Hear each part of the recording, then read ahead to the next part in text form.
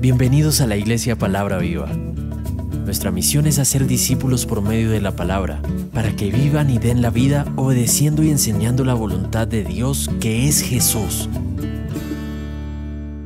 Primera de Juan, capítulo 5, versículos 6 al 12, dice así, vamos a leer.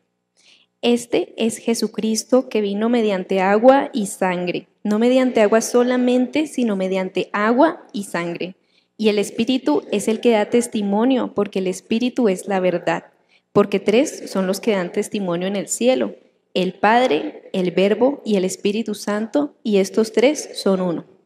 Y tres son los que dan testimonio en la tierra, el Espíritu, el agua y la sangre, y estos tres concuerdan. Si recibimos el testimonio de los hombres, mayor es el testimonio de Dios, porque este es el testimonio con que Dios ha testificado acerca de su Hijo. El que cree en el Hijo de Dios tiene el testimonio en sí mismo. El que no cree a Dios le ha hecho mentiroso porque no ha creído en el testimonio que Dios ha dado acerca de su Hijo. Y este es el testimonio que Dios nos ha dado, que Dios nos ha dado vida eterna, y esta vida está en su Hijo. El que tiene al Hijo tiene la vida, el que no tiene al Hijo de Dios no tiene la vida. Amén. Vamos a orar, hermanos, pidámosle al Señor que sea Él hablándonos, que sea su Santo Espíritu ministrándonos y que sea solamente la palabra del Señor. Padre bueno, gracias te damos por esta preciosa mañana de domingo, por este precioso día que es tuyo. Este día te pertenece, tú eres, Señor, el protagonista. Oramos para que en el nombre de Jesús brilles tú, Señor. Nosotros somos solo unas vasijas que estamos a tu servicio, pero nuestro clamor, Padre, es que tu nombre sea exaltado, que tu nombre sea elevado hasta lo sumo, Señor. Oramos que tu palabra, que tu evangelio ministre a nuestras vidas y que sea tu Santo Espíritu moviéndose en este lugar, que tú me des palabra, Señor, porque yo no tengo nada que hablar, Señor. Pero sí quiero que mis hermanos y que yo también seamos ministrados por medio de tu Espíritu. Glorifícate en este momento, obra con todo poder y transfórmanos, Señor. Te lo pedimos en el nombre de Jesús. Amén y amén. Bueno, pueden tomar asiento, hermanos. Son muy juiciosos ustedes los del culto de las 7 de la mañana. Bueno. Es una bendición estar aquí de pie, es un privilegio, pero también es una responsabilidad muy grande porque la palabra del Señor no es cualquier cosa. Si me parara aquí a contar historias mías, o bueno, no, nada que hacer. El pararse aquí es una responsabilidad grande y es necesario solamente hablar la palabra del Señor. Así que espero que sea hoy el Espíritu Santo ministrándonos a cada uno de nosotros, hablándonos y que sea la palabra de Él la que nos toque, la que nos exhorte, la que nos hable. Quería empezar con una pregunta y la pregunta es, cuando usted llegue a donde se dirige, ¿dónde va a estar? ¿Qué es eso que usted está haciendo en su vida? ¿Cuál es el camino que usted está tomando en su vida? ¿A dónde va a llegar al final? Porque sabe, algún día se va a terminar esta vida y no necesariamente tiene que ser el fin del mundo, no necesariamente estamos esperando el apocalipsis. Alguna vez leí una frase que decía que el mundo acaba cuando uno se muere. El día que usted se muere, el mundo acaba para usted, no tiene que esperar el apocalipsis o el arrebatamiento, porque sencillamente para usted el fin del mundo podría ser hoy, podría ser mañana. Para algunos ya fue el fin del mundo, ¿verdad? Cuando usted llegue a donde se dirige, ¿dónde estará? Bueno, vamos entonces a empezar con la palabra, la perícopa que estamos leyendo, que está en Primera de Juan en el capítulo 5. ¿Y cuál es ese título que decidieron ponerle ahí los traductores? ¿Qué dice ahí en Reina Valera? El testimonio del Espíritu. ¿Qué es un testimonio? ¿Qué significa testimonio? ¿Alguna vez han jugado carreras de relevos? No, nunca, yo tampoco. Pero lo que uno ve en las carreras de relevos es que tienen un testigo, bueno, sea una varita o lo que sea, eso se llama un testigo. Y cuando las personas entonces arrancan a correr, tienen su testigo. Cuando llegan a donde tienen que llegar, le entregan el testigo a la otra persona. Y la otra persona lo toma, corre, se lo lleva a la otra persona. Al final, cuando se acaba la carrera, ¿cómo prueban que efectivamente sí cumplieron las normas y que sí siguieron la carrera como era? Porque muestran el testigo, ¿cierto? Así pasó desde hace más de 2000 años. El Señor Jesucristo vino y predicó. ¿Qué hicieron los discípulos de esa época? Llevaron el evangelio como un testigo y siguieron la carrera. Se lo entregaron al siguiente y siguieron la carrera. Se lo entregaron al siguiente, ¿y en qué año estamos? 2018, entonces imagínense, todavía tenemos ese testigo, pero entiende algo, que si lo tenemos hoy en día, no es porque el ser humano sea muy lindo y muy bello, entiende que fue alguien que estaba detrás sosteniendo ese testigo para que no se embolatara por el camino. ¿Y quién es ese alguien? El Espíritu Santo. Por el Espíritu Santo estamos aquí. Es por el Espíritu Santo que nosotros podemos sostener nuestra vida de fe.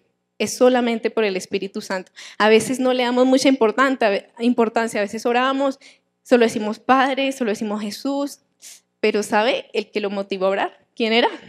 El Espíritu Santo. Cuando usted a veces va por la calle caminando y usted dice como, uy, mejor no me meto por esa cuadra, ¿quién es?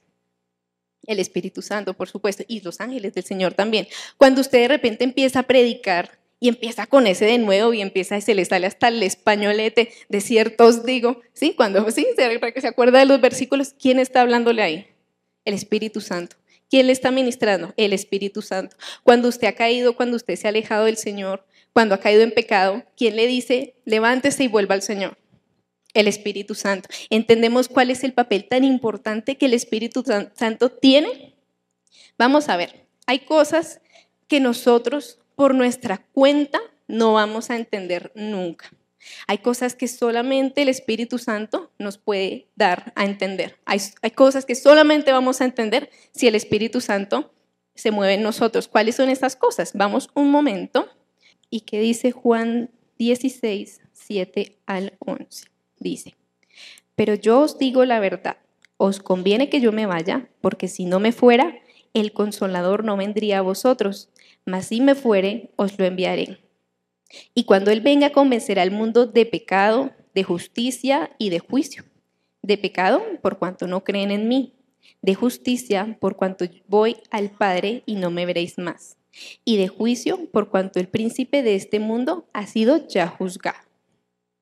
¿Cuántas veces hemos escuchado este versículo? Que el Espíritu Santo nos convencerá de pecado, de justicia y de juicio.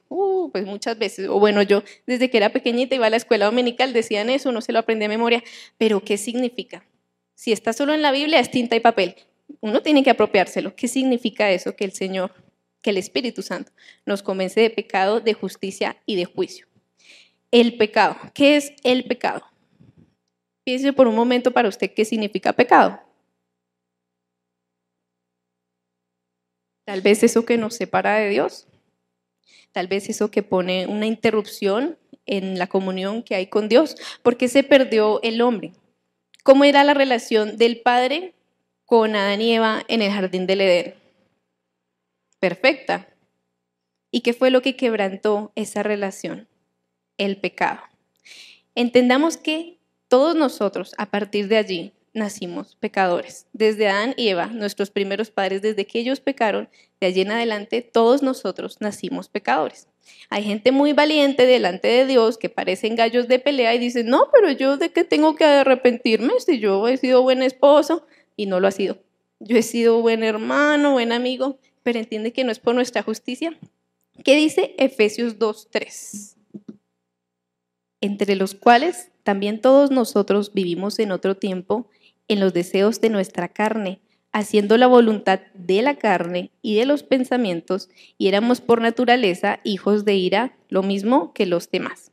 Tal vez nosotros nunca hemos cometido grandes pecados, porque cuando dicen, no, es que tal es muy pecador, uno dice, no, pues yo no he matado, de pronto zancudos, pero matar, no. O de pronto digamos, no, pero yo no he robado, no. De pronto no hemos cometido pues crímenes muy terribles, pero vea la palabra clave que dice aquí. Haciendo la voluntad de la carne y de los pensamientos. Entiende que la mente es una máquina tenaz. Entiende que todos por naturaleza somos unos criminales en potencia. Nunca, de casualidad, nunca le ha dado mucha rabia contra alguien que usted quisiera ir y buscarlo y matarlo y despedazarlo y desahogar su ira. ¿No le ha pasado? ¿O solo me ha pasado a mí? Nos ha pasado a todos, ¿cierto? En derecho hay una cosa que se llama iter criminis. Pues yo no sé de derecho, pero he escuchado el iter criminis. De pronto aquí hay abogados y sepan qué es eso. ¿Qué significa el iter criminis? Son esos pasos que hay para que un crimen se consume. Desde que se planea el crimen hasta que finalmente se consuma el crimen. ¿Cuál es el primer paso? El primer paso se llama la ideación. Un profesor daba un ejemplo, decía, a veces uno está en el banco o está fuera del cajero y llega el carro de valores. ¿Les ha pasado? Y uno empieza a mirar el carro de valores como, pues esa plata no me sobraría. ¿Y qué tal si? Y usted empieza a mirar a los tipos y dice, bueno, vienen 3, pero no son tan altos. De pronto yo como que sí, y empieza entonces el siguiente paso del iter criminis, la planeación. Bueno, estos tipos llegan todos los días a tal hora, pero hay uno que no se baja del carro, no sé qué. Pero bueno, de ahí a que ya usted lo consume, pues obviamente si usted no lo consuma no hay crimen. Pero entiende dónde empieza el crimen. Esto no está en la Biblia, el iter criminis no está en la Biblia, pero lo estudia el derecho. Pero entiende dónde empieza el crimen. Desde que usted se le pasó por la cabeza, ya comenzó el crimen. Desde que se le pasó por la cabeza ir y matar, y despedazar, ir y robar, y bueno, incendiar, bueno, no sé, desde que a usted se le pasó por la cabeza, ya es pecado. Así y bueno, lo dice también la palabra, ¿no? Si ustedes odian, ya es como si hubieran matado. Así que entendamos que nuestra naturaleza es esa. Nosotros no decimos mentiras porque seamos, no, perdón, espérense. Una persona no es mentirosa por decir mentiras, sino que como es un mentiroso, dice mentiras. ¿Sí me hice entender? ¿Sí? Una persona no es mentirosa por decir mentiras, sino que las dice porque es mentiroso. Díganme ustedes los que tienen hijos o los que tienen hermanitos menores, ¿les tocó enseñarles a mentir? No, les tocó enseñarles a no mentir. A nosotros nos tienen que enseñar que no hay que mentir, que no hay que robar, que no hay que matar. Díganme ustedes quién les enseñó a matar. No, nadie. ¿Quién les enseñó a tener malos pensamientos? Nadie. Eso ya viene en el paquete desde... De acuerdo. Así que lo primero que debemos entender es eso. El hombre nació pecador. Punto. Siguiente cosa que debemos entender, no solo el hombre ha nacido pecador, sino que el hombre también ha cometido sus pecados. Vamos a Romanos 3:23. Por cuanto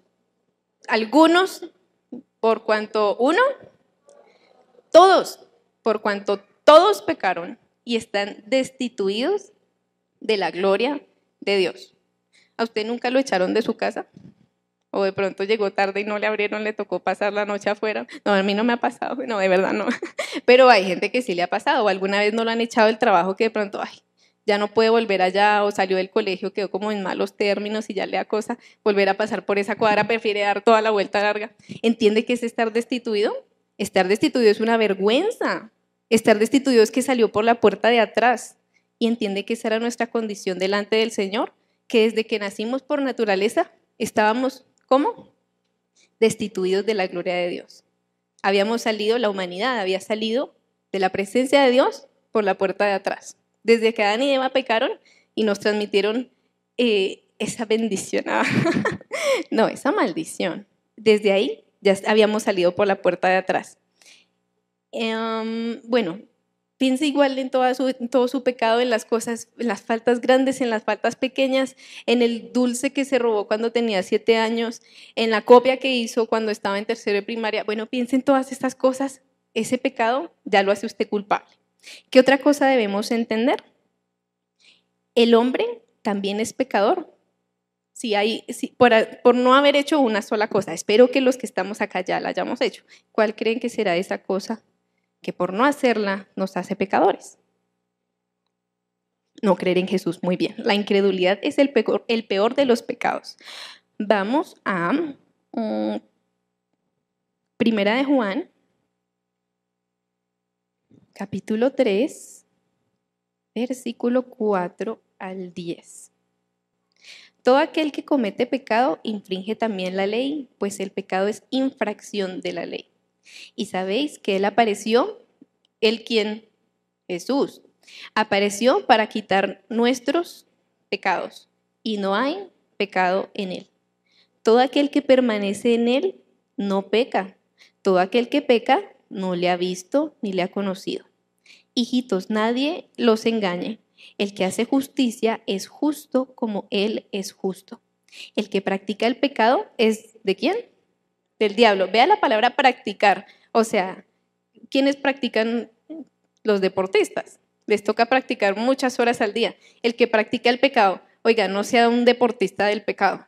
¿Por qué? Porque es del diablo. Porque el diablo peca desde el principio. Para esto apareció el Hijo de Dios. ¿Para qué? Deshacer las obras del diablo. Todo aquel que es nacido de Dios no practica el pecado, porque la simiente de Dios permanece en él y no puede pecar porque es nacido de Dios. En esto se manifiestan los hijos de Dios y los hijos del diablo. Todo aquel que no nace, que no hace justicia y que no ama a su hermano, no es de Dios. ¿Cuál es la diferencia entre un corazón renovado y un corazón no renovado? Porque tal vez usted esté aquí sentado o viendo por la internet, pero de pronto no tenga un corazón renovado. Y puede que lleve mucho tiempo en la iglesia, pero de pronto no tiene un corazón renovado. Y puede que lea la palabra y que ore y que busque y que predique. Y puede que no tenga un corazón renovado. ¿Y sabe por qué es posible predicar aún sin un corazón renovado? Pues porque usted sencillamente es un vaso. Usted no tiene en la casa vasos desportillados y usted se sirve el jugo ahí todavía. ¿Por qué? Porque el vaso sirve. Pues si sirve le echo jugo y me lo tomo. Puede que usted no tenga un corazón renovado y aún así el Señor lo utilice, porque así es el Señor. Porque el Señor verá qué hace, porque el Señor es soberano. ¿Cuál es la diferencia? Un corazón no renovado, que lea la palabra, ¿sabe qué va a hacer con la gracia? Va a tomar la gracia como la excusa para seguir pecando. Un corazón renovado va a decir, sí, Dios ya me salvó, ya todos mis pecados tienen remisión, y va a seguir siendo un deportista de Satanás. Así es la palabra, un deportista, porque es practicante del pecado. Mientras que el que tiene un corazón renovado va a ser inspirado por esa gracia, no la va a tomar como una excusa para seguir pecando, sino que va a tomar esa gracia y va a ser inspirado para buscar más del Señor, para anhelar más del Señor, para necesitar al Señor. Entiéndalo. Bien, son cosas que si el Espíritu Santo no le habla, no le va a entrar. Así de simple. Si el Espíritu Santo no habla, no le va a entrar en su mente, no le va a entrar en su corazón y usted va a seguir siendo un gallo de pelea delante de Dios. Ahí todo chiquitico como un gallo de pelea, pero yo no me atrevo a meterme en un gallo de pelea porque son como bravos, ¿no? Como los gansos, ¿no lo han perseguido un ganso nunca a usted? Los gansos son más bravos, pero así está usted delante de Dios. Bueno, estamos en Juan 16, versículo 7 al 11. Entonces les estaba diciendo Jesús, les conviene que yo me vaya, porque si no me fuera, el Consolador, es decir, el Espíritu Santo, no vendría a vosotros, pero si me fuera, se los voy a enviar.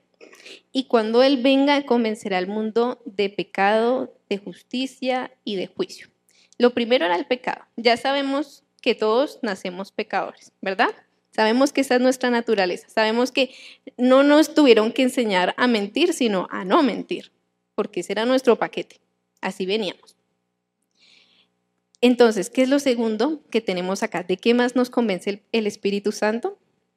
De justicia. ¿Qué es la justicia? ¿Qué les suena? ¿Qué les suena a la justicia?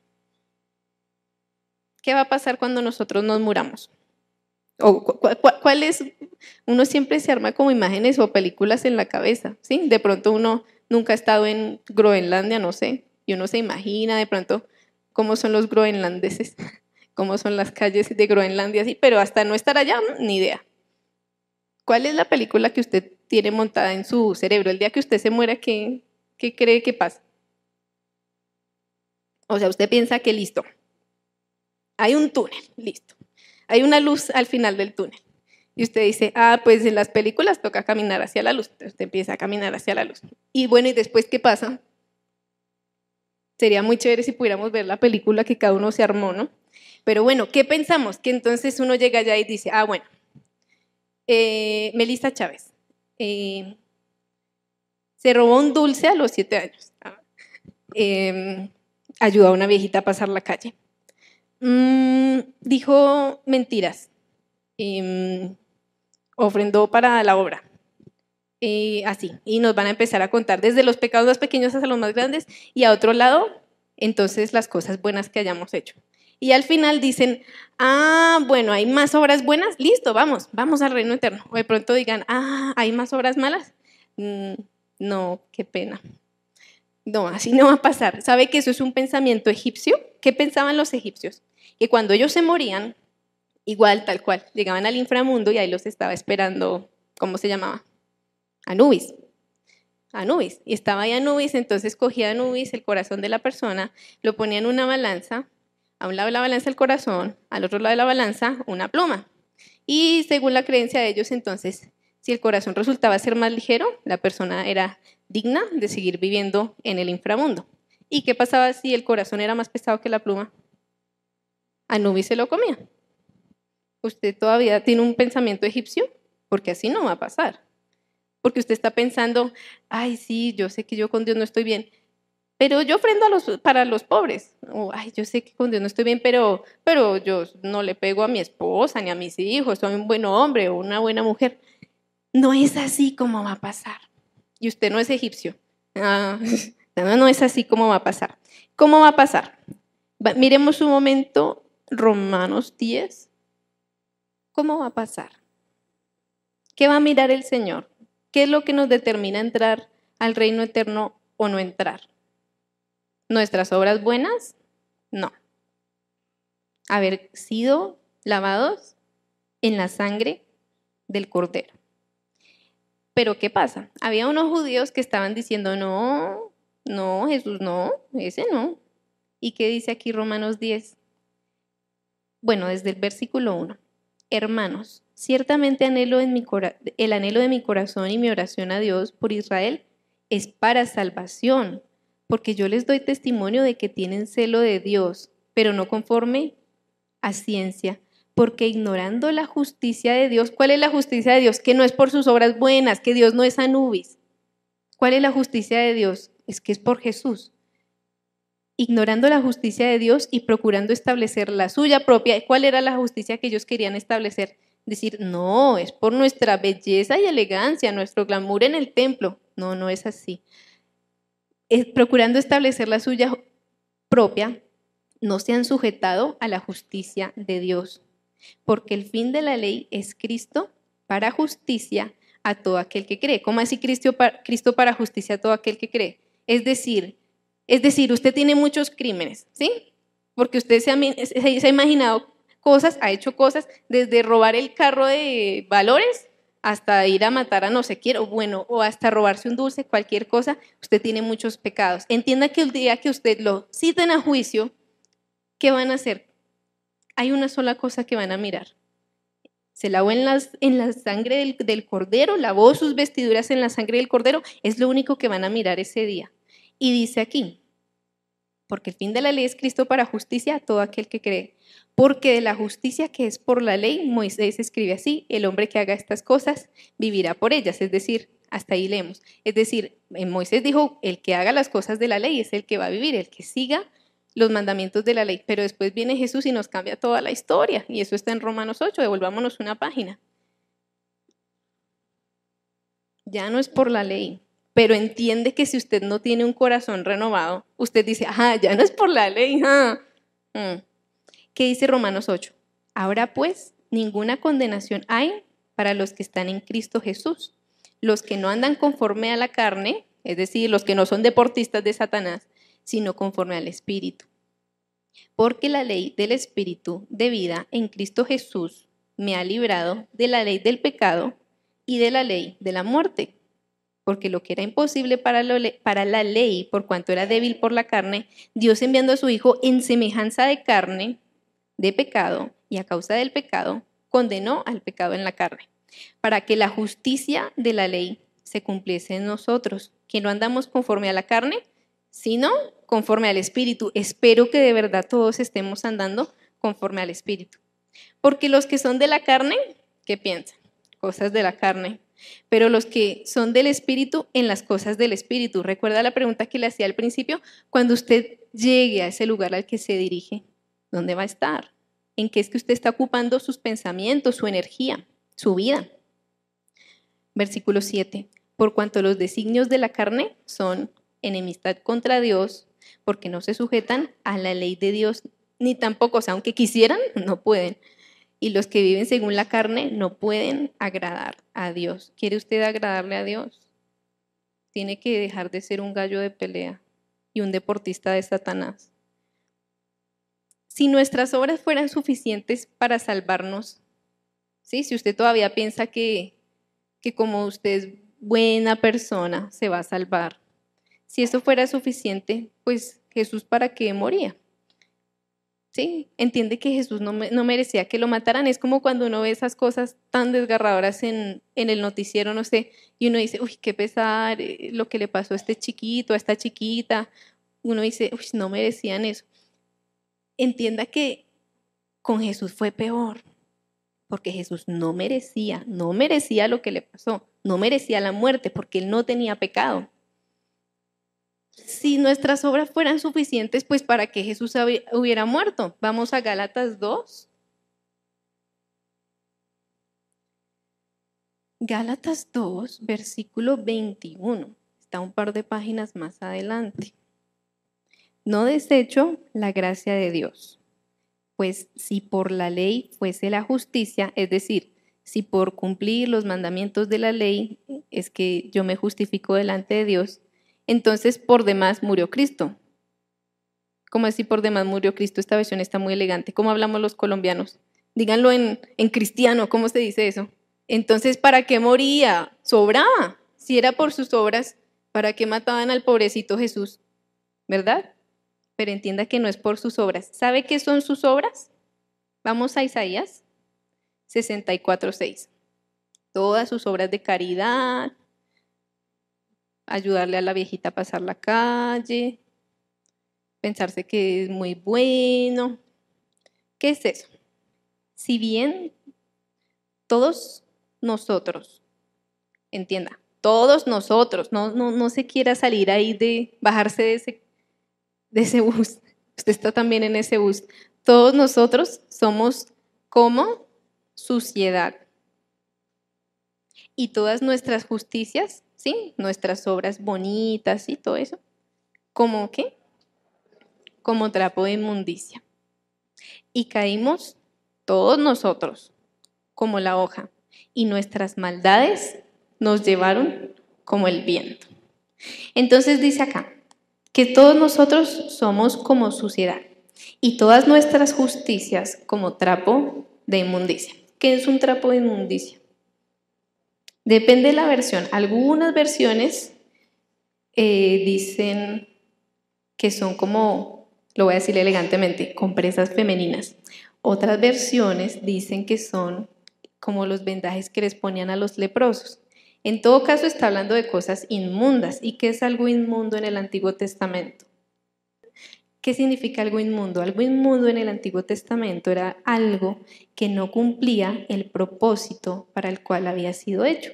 Es decir, un cadáver, si alguien tocaba un cadáver, quedaba inmundo y no podía ir al templo. Tenía que purificarse primero. O las mujeres también durante su periodo pues estaban inmundas y tenían que purificarse antes de ir al templo, y no porque la Biblia sea machista, también habla acerca de otras cosas de los hombres, bueno, etcétera. Pero era muy normal, nosotros hoy en día lo vemos como, uy, terrible, estaban inmundos. No, era parte de la vida de ellos, es como que es normal estar inmundo un tiempo, es normal purificarse, es normal ir al templo, es normal que después uno vuelva a quedar inmundo por X o Y motivo, tocó recoger el cadáver, bueno, yo qué sé, tantas cosas. Entonces, ¿qué era lo inmundo? Todo eso que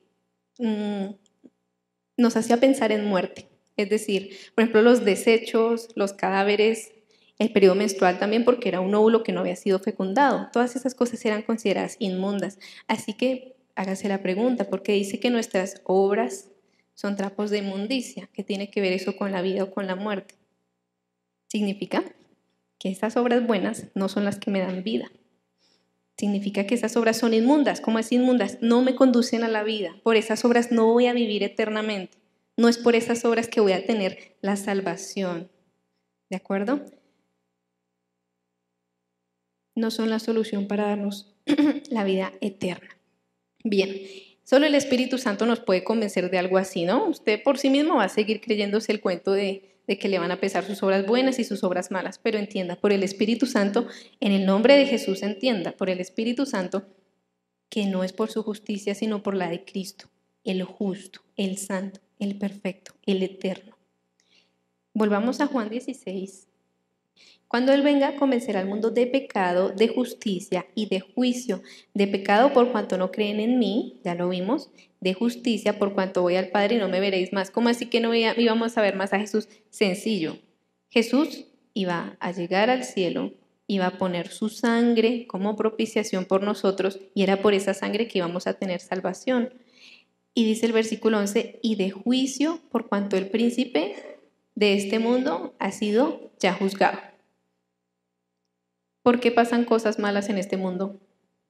¿Por qué los niños maltratados? ¿Por qué tanta maldad? ¿Por qué uno sale con miedo a la calle? Porque a usted también se le ocurren cosas malas, se le ocurren crímenes. ¿Por qué? ¿Quién está gobernando este mundo?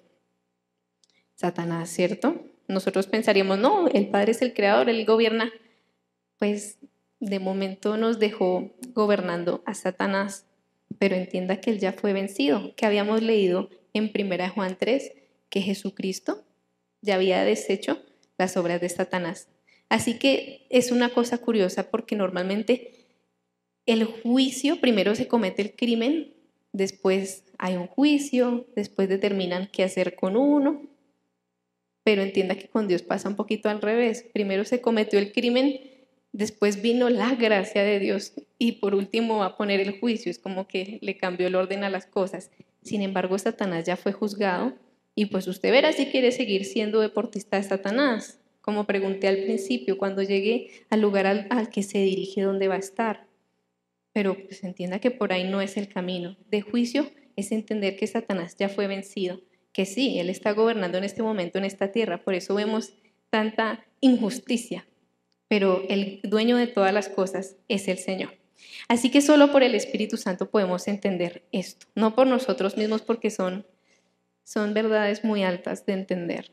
Volvamos a 1 Juan 5. ¿Cuál era el título de la prédica? No sea impermeable al Espíritu Santo. ¿Qué significa impermeable? Impermeable, exacto, que no permite el paso de alguna sustancia o algún líquido. De pronto usted lleve mucho tiempo en la iglesia o de pronto es la primera vez que viene y de pronto usted está impermeable al Espíritu. De pronto usted viene y se congrega, pero en la alabanza usted saca una sombrilla para que el Espíritu Santo no llueva sobre usted. De pronto usted siempre viene aquí armado con su sombrilla. De pronto no deja que el Espíritu Santo lo toque. De pronto cuando lee la palabra de Dios dice, no, esto no es para mí, pero entienda que está endureciendo su corazón. Dice entonces 1 Juan 5, del 6 al 12. Este es Jesucristo, que vino mediante agua y sangre. No mediante agua solamente, sino mediante agua y sangre. ¿Cómo así que Cristo vino mediante agua y sangre? ¿Cómo así que Él vino por agua? Ahí está hablando del bautismo de Jesús. Y mediante sangre está hablando de, ¿qué se les ocurre? De la cruz, de la muerte física, del derramamiento de su sangre. Así que Cristo vino por agua y sangre. ¿Está usted impermeable a la sangre de Jesús? ¿Son impermeables sus vestiduras y por eso no las ha podido lavar en la sangre del Cordero? Y el Espíritu es el que da testimonio, porque el Espíritu es la verdad. Porque 3 son los que dan testimonio en el cielo. A ver, en el Antiguo Testamento, cuando alguien cometía un crimen, ¿cuántos testigos necesitaban? Mínimo 2, y preferiblemente 3, y se tenía más mejor. Por eso dice acá, 3 son los que dan testimonio, o sea, es efectivo. Testimonio en el cielo, versículo 7. El Padre el Verbo y el Espíritu Santo, y estos tres son uno. Y tres son los que dan testimonio en la tierra. Si se da cuenta en el cielo quiénes son, el Padre y el Hijo. Ellos no están aquí en la tierra. En la tierra, ¿quiénes dan testimonio? El Espíritu, el agua y la sangre. Y estos tres concuerdan. ¿Se imagina si los tres dieran testimonio y no concordaran? ¿Se imagina si están acusando a alguien y en el tribunal cada cual da una versión distinta? Pues no, nada que hacer. Pero ¿y si los tres sí concuerdan? Y el versículo 9 dice, si recibimos el testimonio de los hombres, mayor es el testimonio de Dios, porque este es el testimonio con que Dios ha testificado acerca de su Hijo.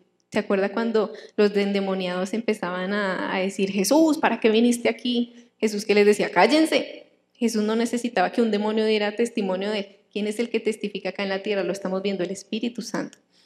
El que cree en el Hijo de Dios tiene el testimonio en sí mismo. ¿Se acuerdan de la carrera de relevos?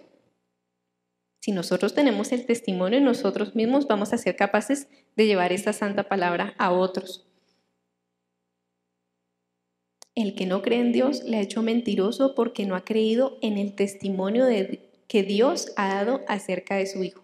Y este es el testimonio. ¿Cuál es el testimonio? ¿Cuál es ese testigo que usted está transmitiéndole a otras personas? Que Dios nos ha dado vida eterna. Y esta vida está en tus obras buenas, tus cosas lindas, no, en su Hijo. El que tiene al Hijo tiene la vida.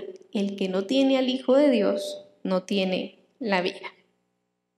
Así que entienda una cosa. Para llevar testimonio del Señor es el Espíritu Santo el que testifica, pero ¿se ha dado cuenta que los ángeles no son los que predican? ¿Quiénes tenemos que hacer la obra? Nosotros somos los que tenemos el testigo, nosotros estamos en esa carrera de relevos, pero si no nos dejamos transformar por el Señor, si estamos siendo impermeables al Espíritu Santo, nada que hacer.